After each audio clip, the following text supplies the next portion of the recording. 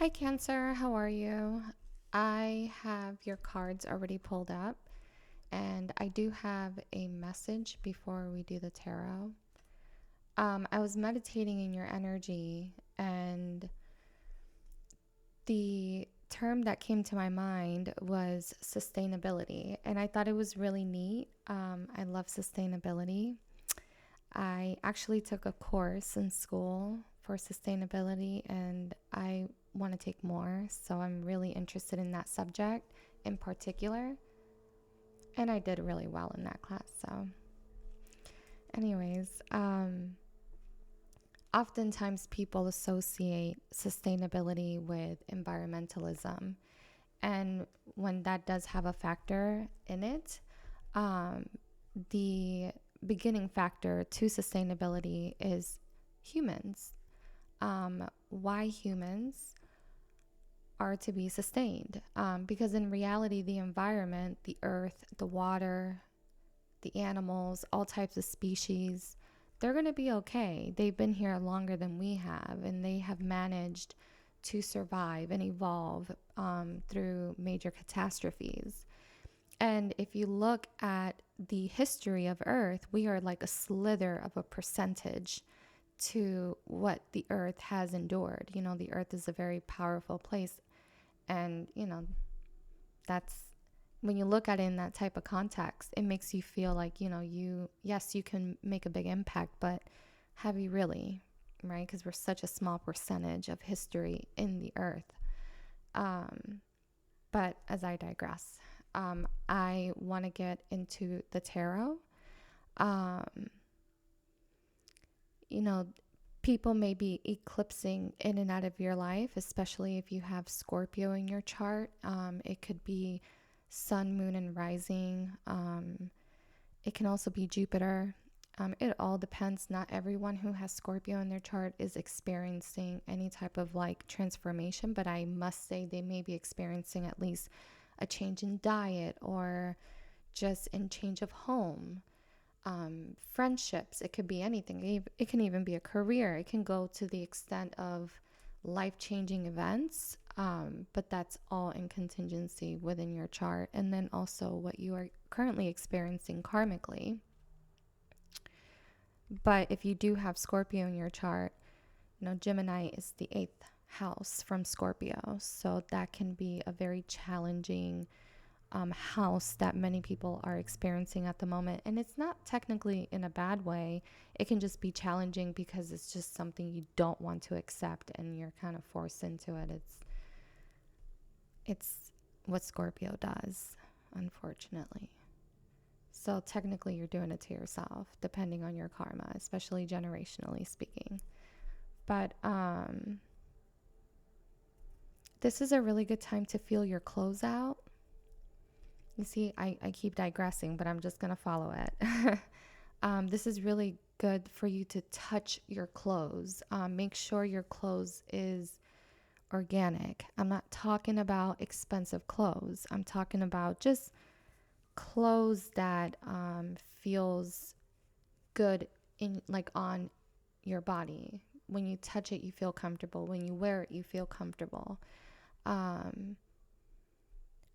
I know this is going to sound kind of weird, but I like to take my time getting dressed, even longer than anything that I do before I get ready. So it's just something that has worked for me, because comfortability is very important, especially when you're going throughout your day. I'm a mom, so it's like I like to be comfortable.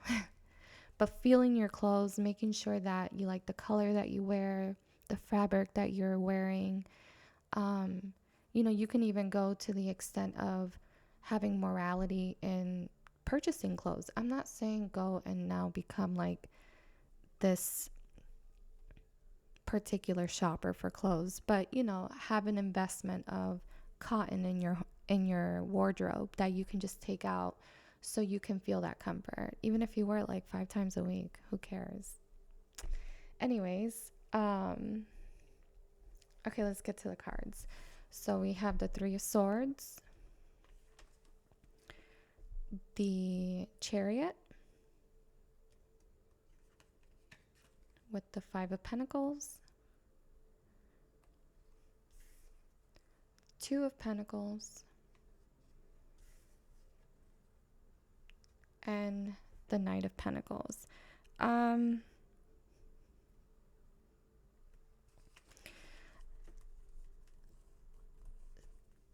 It's going to be a sticky situation when it comes down to you getting what you want in the fourth house. So anything fourth house, anything that has to do with comfort. And you may be feeling out of comfort right now as to why you are searching, why you're feeling the way you're feeling. And it can be out of self-sabotage, or it could be outside of you. But the Three of Swords, this is a card that when it comes out, for me in particularly, I'm not talking about my personal life, I'm talking about in general, whoever it's coming out for. It can be a moment where you may be feeling as if, I can't believe this is repeating again, or it can be a fear of it ultimately repeating itself because it's something karmically, right? It's something generational. This is not something that's like new, right? This is something that's been like in your face for a minute.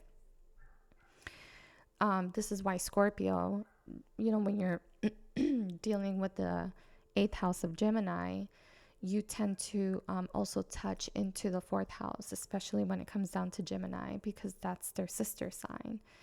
I like to see it that way, unfortunately, but to each his own. It's just a way for me to maneuver my self-realization. Because sometimes we have self-realization, but we don't actually realize it. We don't actually mount it. And so people tend to repeat the same cycles. I know. I've been there, done that. You know how many things I've had to grow in over the years where I'm like, man, again? But it happens. Seriously, it does.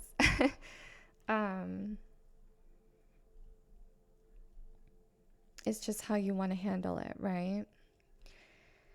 And it can be very, it can also not be in your relationships. It can also be within yourself, just an aspect of yourself that you don't want to change, but you know that you want to be in that specific.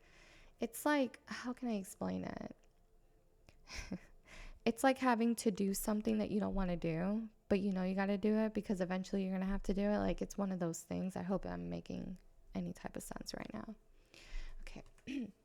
The Judgment and the Ten of Swords. Calling out that space of let me just overthink it 10 times and then I'll make a decision, but you're not at the 10th time, you're in the 1,000th time. Yeah. I mean, I could tell you, right, that, to go through it but sometimes that's not what's going to happen, and that's okay, right? Because this is the best advice, right? It's to actually do the work, to actually go through it. But sometimes you don't want to do it. I've been there where I'm like, I'm good. I want to just sit right here. And Spirit is going to be like, that's not a problem, but you need to tend to that in order for you to get what you want. And it's one of those, I know this is so similar to a few years back when I was in a situation that I was like, and the universe was like, it's up to you. And I'm like, yeah, but this person and toxicity, and they're like, it's you. Because no one can do this for you. No one. This is very personal. Even if you can drown yourself in it in a relationship, you can drown yourself in it in, intimate acts. You can drown yourself in this in alcohol, in drugs, in situations that you don't need to be in. It's not going to change. It's just going to repeat itself. Yeah. All right. So we have the Death card and the Sun and the Empress. This is really lovely. I like this. This is really pretty. So, when I look at tarot, I'm not gonna lie. Like, whenever I see the Empress, I sometimes see Cancer in it, and I know people are like, it's a Taurus, Libra. I get it, but can we just get off of that? I see Empress because that's like the mother, So I don't know. I guess I'm gonna associate Cancer to the Empress because I like to see it. I don't know why. It just always comes to my mind. Not always, but sometimes it does. That the Empress can also represent Cancer.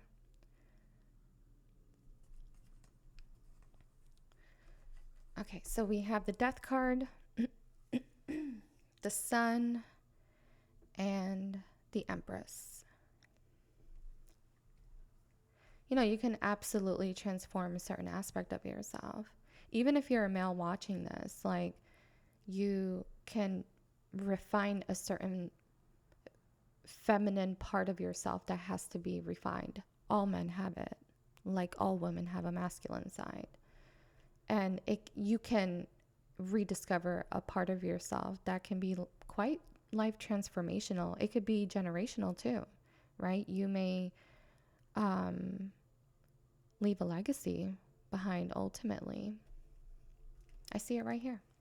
And this is for the males out there. There you go. This can be very life-changing and quite beautiful at the same time. And it can bring a lot of fulfillment and a lot of abundance that you probably never thought it would be. This is for everyone, though, what I'm saying right now. It could be an abundance that it came out again. This is crazy. Oh my gosh. You see, it's just, oh, I can't. Okay, the Wheel of Fortune and the World, it's going to be life transformational. And this right here, like, Cancer energy is not to be messed with. I don't like, when it comes down to the karma of it, when it comes to generation, your fourth house needs to be cleaner than your fifth house before you date. I'm just saying.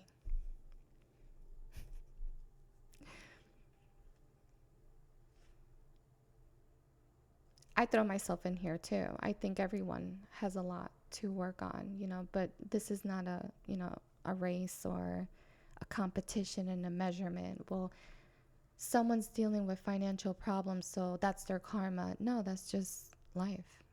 I know people that are struggling with their health and they're doing great financially. I know people that are struggling in their relationships and doing great in their financial aspects. It just all depends. I've seen it.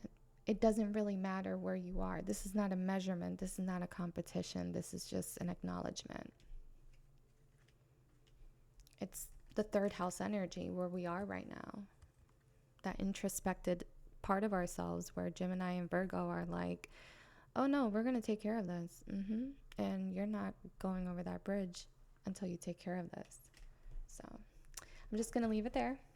And I will see you guys in the Leo video.